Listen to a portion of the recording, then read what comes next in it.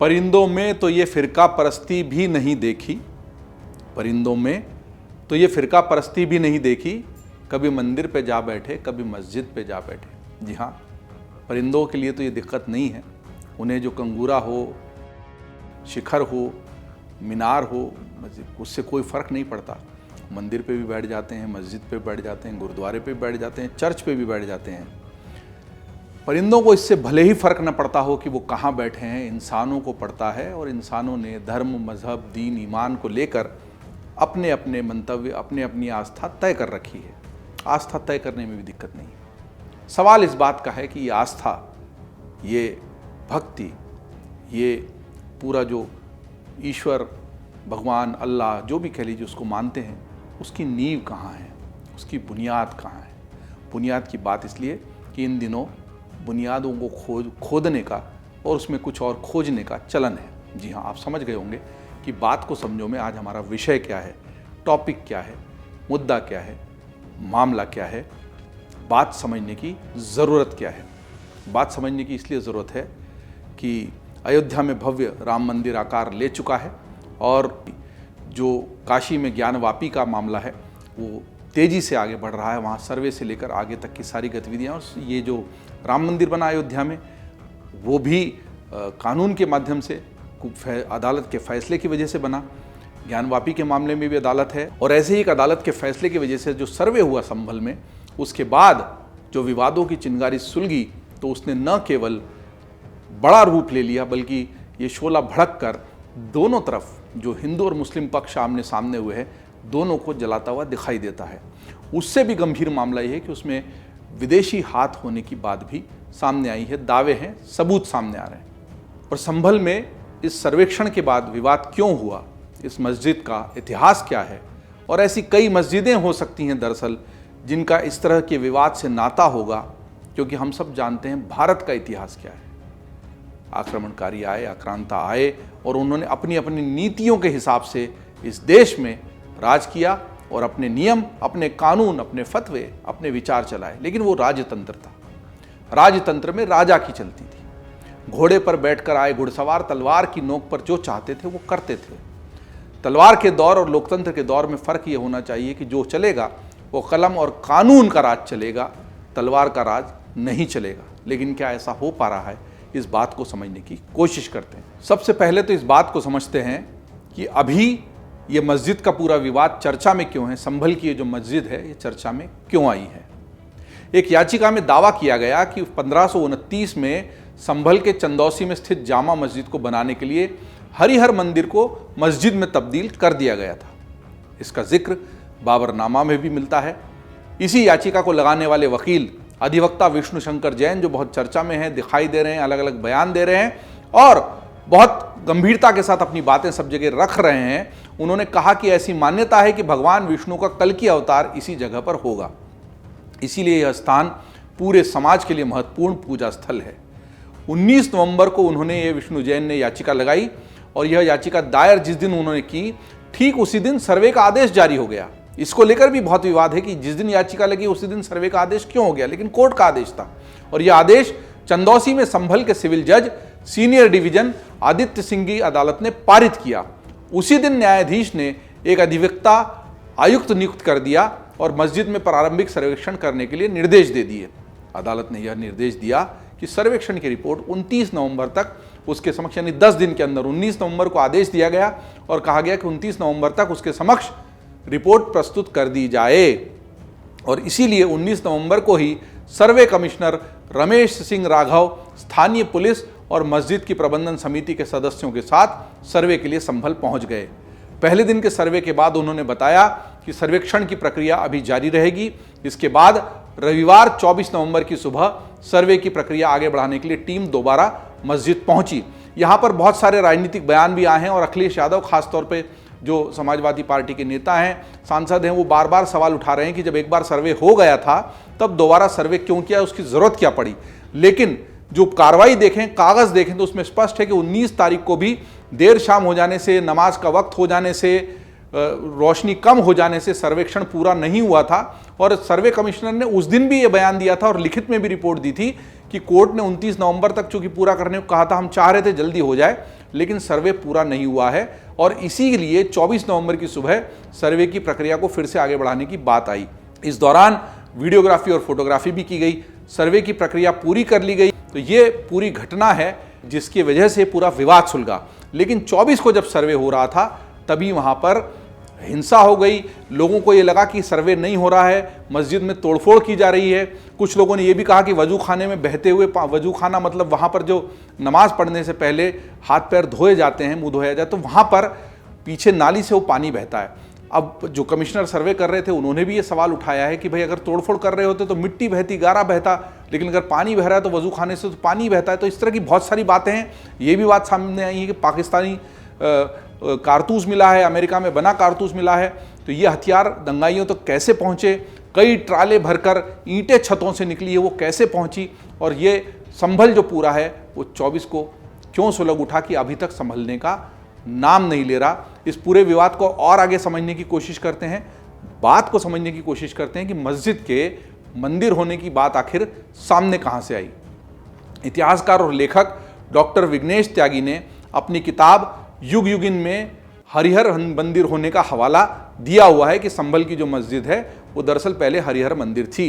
इस किताब में लिखा गया है कि हरिहर मंदिर पृथ्वीराज चौहान के शासन में 1178 से 1193 तक रहा। इस दरमियान ही पृथ्वीराज चौहान ने संभल को दूसरी राजधानी का दर्जा भी दिया था। उस समय भी संभल में देवालय बना हुआ था। पृथ्वीराज चौहान का ठिकाना सेना के कैंप में हुआ करता था। मोहल्ला कोट उस वक्त आबाद था। प्रोफेसर ने लिखा है कि बाबर के शासन में इसको मस्जिद बनाया गया। उस समय की लिखावट की जानकारी या उससे पहले की लिखावट की जानकारी लिपि शास्त्र से सामने आ सकती है, यानी लिपि शास्त्र के माध्यम से अध्ययन करें तो दोनों ही कालों में जो लिपि का अंतर है उससे स्पष्ट हो जाएगा कि कौन सी बात कब लिखी गई। यदि खोदाई की जाए तो देवालय होने के कई प्रमाण मिल सकते हैं। इस तरह की बात पुस्तक में लिखी गई है।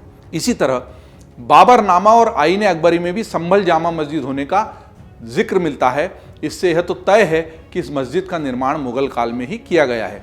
हालांकि यह स्पष्ट नहीं है कि किस स्थिति के बाद ये किया गया, कब तोड़फोड़ हुई, इसका कहीं जिक्र किताबों में नहीं मिलता है। बीच का जो वक्फा है, बीच का जो दौर है जब ये सब हुआ होगा, उसका कोई स्पष्ट ऐतिहासिक दस्तावेज नहीं है। याचिकाकर्ताओं की ओर से तर्क दिया गया है कि मंदिर खंडित किए जाने के बाद मस्जिद का निर्माण किया गया और ये उनका दावा है।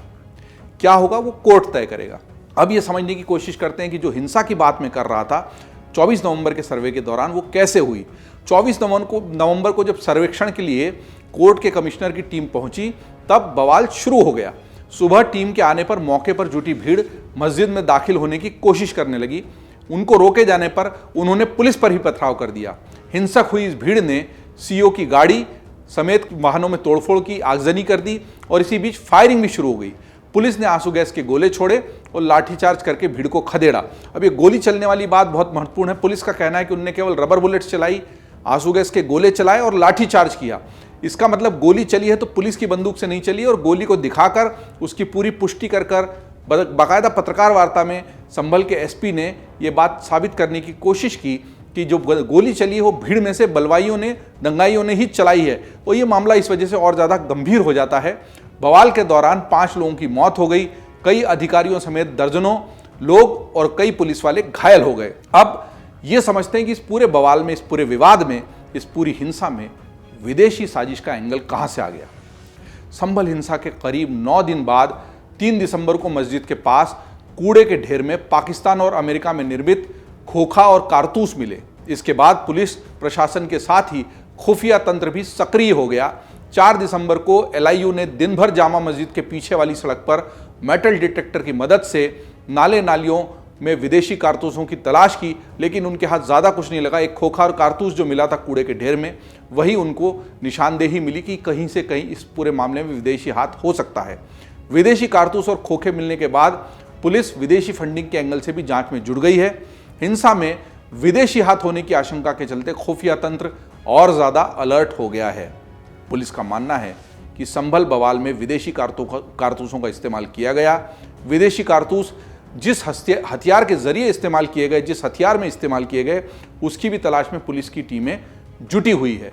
अब इस पूरे मामले में एक तरफ हो गया ऐतिहासिक पक्ष, एक तरफ हो गया पुस्तकों का हवाला, पुस्तक का जिक्र, एक तरफ कोर्ट का 19 नवंबर का आदेश और स्थानीय कोर्ट है छोटी अदालत है, इसके बाद मामला बड़ी अदालतों में जाएगा और अभी तो बड़ी अदालतों में यही बहस चल रही कि इस तरह के सर्वे पर निचली अदालतें फैसला ना ले, उस पर क्या अंतिम फैसला होगा ये देखना पड़ेगा। बहस चल रही है और ये बहस इसलिए भी ज़रूरी है कि गंभीर मसला है, क्योंकि इसी देश में 1991 का एक कानून है जिसकी बहुत ज़्यादा चर्चा होती है, जिसमें ये कहा गया था कि 1947 से पहले धर्मस्थलों की जो स्थिति थी उसको बनाए रखा जाए। जी हाँ, 1947 के पहले की स्थिति बनाए रखने का कानून 1991 में आया है, लेकिन तब राम जन्मभूमि बाबरी मस्जिद विवाद अपने चरम पर था और उसको अलग रखा गया है। लेकिन इसमें एक महत्वपूर्ण पक्ष ये भी है कि जो एएसआई के अंतर्गत है, यानी पुरातत्व विभाग, आर्कियोलॉजिकल सर्वे ऑफ इंडिया के अंतर्गत जो इमारतें हैं, उनके लिए भी इस पूरे 1991 के कानून में अलग से जिक्र है और इसीलिए याचिकाकर्ता इस एएसआई वाली बात का हवाला जोर देकर अपने दावे में करते हैं। और इसीलिए यह समझना चाहिए कि इस पूरे विवाद में एएसआई का, यानी आर्कियोलॉजिकल सर्वे ऑफ इंडिया का, यानी भारतीय पुरातत्व सर्वेक्षण विभाग का रुख क्या है। इस पूरे मामले में एएसआई प्रतिवादी है। भारतीय पुरातत्व सर्वेक्षण ने कोर्ट में अपना लिखित हलफनामा दाखिल किया है। इसमें जामा मस्जिद के केंद्रीय संरक्षित स्मारक होने की बात बताई गई है और इससे पूरी स्थिति बदल जाती है। अगर संभल की जामा मस्जिद केंद्रीय संरक्षित स्मारक है तो स्थिति बदलती है, क्योंकि ऐसे संरक्षित स्मारक में कोई भी तोड़फोड़, कोई भी गतिविधि नहीं की जा सकती। इस हलफनामे में बताया गया है कि वर्ष 1920 से मस्जिद एएसआई के संरक्षण में थी। एएसआई द्वारा कहा गया है कि मस्जिद की संरचना में फेरबदल किया गया है। अवैध रूप से स्टील की रेलिंग लगाकर संरचना में बदलाव करने की एफआईआर भी दर्ज करवा दी गई है पुरातत्व विभाग द्वारा। समय समय पर एएसआई द्वारा विवादित स्थल का सर्वे किया गया और कई बार मस्जिद कमेटी ने एएसआई सर्वे टीम को सर्वे करने से रोका। ये बहुत महत्वपूर्ण बात है जो अदालत में हलफनामे में कह रही है एएसआई, कि पहले भी एएसआई के सर्वे को भी रोकने की कोशिश मस्जिद कमेटी ने की है। एएसआई ने अदालत को बताया कि स्मारक या मस्जिद जो भी इसको माना जाए, उसकी मौजूदा स्थिति ज्ञात नहीं है, क्योंकि मस्जिद समिति के सदस्यों ने एएसआई अधिकारियों को लंबे समय से मस्जिद में प्रवेश करने से रोका हुआ है। हालांकि एएसआई ने दावा किया कि कठिनाइयों का सामना करने के बावजूद उनकी टीम ने जिला प्रशासन की सहायता से जब भी संभव हो स्मारक का निरीक्षण किया। हलफनामे में 25 जून 2024 की एक निरीक्षण रिपोर्ट भी शामिल है, जिसमें कहा गया कि केंद्रीय रूप से संरक्षित स्मारक की मूल संरचना में कई स्थानों पर विकृति हो गई है, कई स्थानों पर बदलाव कर दिया गया है। रिपोर्ट में कहा गया कि मुख्य भाग के अंदरूनी हिस्से में चमकीले रंगों का भरपूर इस्तेमाल किया गया और स्मारक का समग्र स्वरूप ही काफ़ी खराब हो गया है।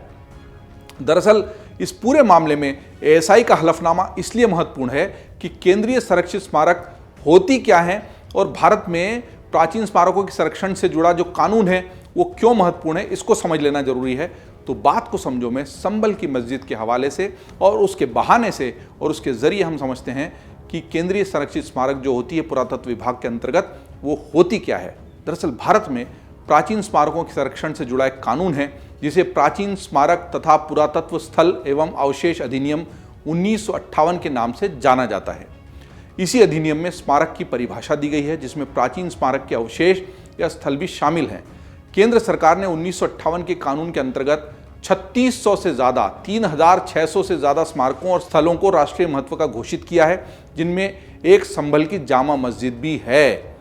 भारतीय पुरातत्व विभाग के अनुसार जब किसी प्राचीन स्मारक को राष्ट्रीय महत्व का घोषित किए जाने पर उसे संरक्षित स्मारक कहा जाता है। तो इसीलिए जब भी एएसआई किसी भी प्राचीन स्मारक को राष्ट्रीय महत्व का घोषित कर देती है तो उसको संरक्षित मान लिया जाता है एएसआई के अंतर्गत। 1958 के ही अधिनियम के तहत कम से कम 100 साल से अस्तित्व में होने वाली कोई भी संरचना, निर्माण या स्मारक या कोई टीला या दफनाने की जगह या गुफा, चट्टान की मूर्ति, शिलालेख या ऐसे बहुत सारी चीज़ें जो ऐतिहासिक, पुरातात्विक या कलात्मक रुचि की हों, प्राचीन स्मारक हो सकती है। मतलब किन किन को इसमें शामिल किया जा सकता है उसकी बाकायदा एक प्रणाली है, उसका पूरा नियमन है और उसमें 100 साल से अधिक पुराने ये होना चाहिए। किसी भी तरह की वस्तु, स्मारक या अवशेष हों जो पुरातात्विक महत्व के हों, प्राचीन महत्व के हों, उनको संरक्षित किया जा सकता है।